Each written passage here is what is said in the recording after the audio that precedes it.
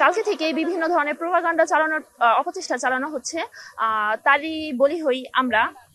আমরা polling polling agent নিয়োগের জন্য যে আবেদনপত্র নিয়ে আমাদের রুম থেকে বের হই, ওই সময় আমাদের ছবি তোলা হয়। আমরা আমাদের রুম থেকে বের হই, যেহেতু এটা মেয়েদের হল, আমাদের একটা প্রাইভেট স্পেস আছে, সেখানে ছবি তোলা হয় এবং সেই সেই সেই ছবি তুলে নিকি জামান তার প্রোফাইলে পোস্ট করেন যে আমরা শিবিরের লিফলেট বিতরণ করছি, অথচ আমাদের হাতে ছিল পোলিং এজেন্টের আবেদনপত্র। আমাদের নামে যে এই মিথ্যা প্রোপাগান্ডাটা চালানো হলো এবং আমরা হিজাব পরি বলে, আমাদের শিবির সমর্থিত বলে চালিয়ে দেওয়া হলো, এর তীব্র নিন্দা জানাচ্ছি।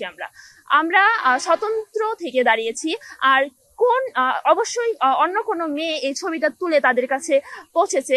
আমি এই বিষয়টা সুষ্ঠু তদন্ত চাচ্ছি। নির্বাচন কমিশন যদি এটা নিয়ে সুরাহা না করে, তাহলে আমরা অ্যাকশনে যাব ইনশাআল্লাহ। আমার প্রশ্নটা হচ্ছে শাহানা আপু আর মোহনা আপুর কাছে, যেহেতু আমিও এই হলের একজন শিক্ষার্থী প্লাস আমি এজিএস পদপ্রার্থী। তো আপু, আপনারা যেহেতু বলেছেন যে আজকে আপনাদের বিরুদ্ধে যেটা হয়েছে, প্রোপাগান্ডা ছড়ানো হয়েছে, আপনারা এটা তদন্ত চান বা এটার আসলে একটা তদন্ত করে সুরাহা চান অবশ্যই। তো আপু, গতকালকে আমাদের হলে একটা অভিযোগ উঠেছিল যে আপনারা নিয়ম বহির্ভূত ভাবে আপনাদের ফ্রেন্ড বা আপনাদের সমর্থক আপনাদেরকে যেখানে আমাদের রুল ছিল রাত 9টার পরে, রাত 12টার পরে 9 তারিখে যে কোনো ধরনের অনলাইন বা অফলাইন প্রচারণা চালানো যাবে না, সেটা প্রার্থী হোক বা তার সমর্থক হোক। এখন আপনাদের দুইজনেরই আমি কোয়েশ্চেন শেষ করি।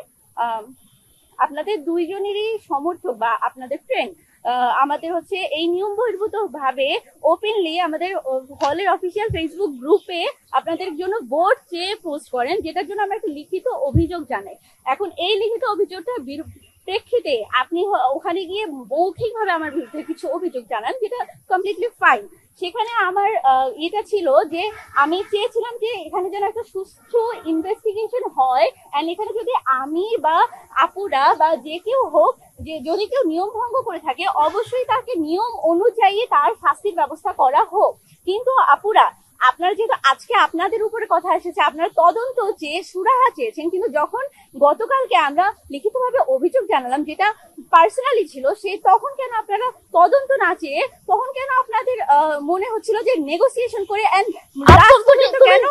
আমি শেষ করি লাস্ট পর্যন্ত কেন, যতক্ষণ না আমি বলছিলাম যে না আমি নেগোসিয়েশনে যাব না, সেখানে আমাকে কেন তাহলে সবাই মিলে মেন্টালি প্রেশারাইজ করে কেন আমার কাছে মৌখিকভাবে বলে দেওয়া হলো? কেন তখন তদন্ত না চেয়ে আপু কেন তখন নেগোসিয়েশনে যাওয়া হলো? এন্ড সেকেন্ডলি, যতক্ষণ আমি লাস্ট মোমেন্ট পর্যন্ত মানছিলাম না যে এখানে নেগোসিয়েশনে আমি যাব না, কারণ এখানে যদি আমিও দোষী হই, আমিও যেন শাস্তি পাই, আপনারাও দোষী হন, আপনারাও যেন শাস্তি পান, স্টিল কেন এখানে আপনার তখন কেন তদন্ত চাইলেন না?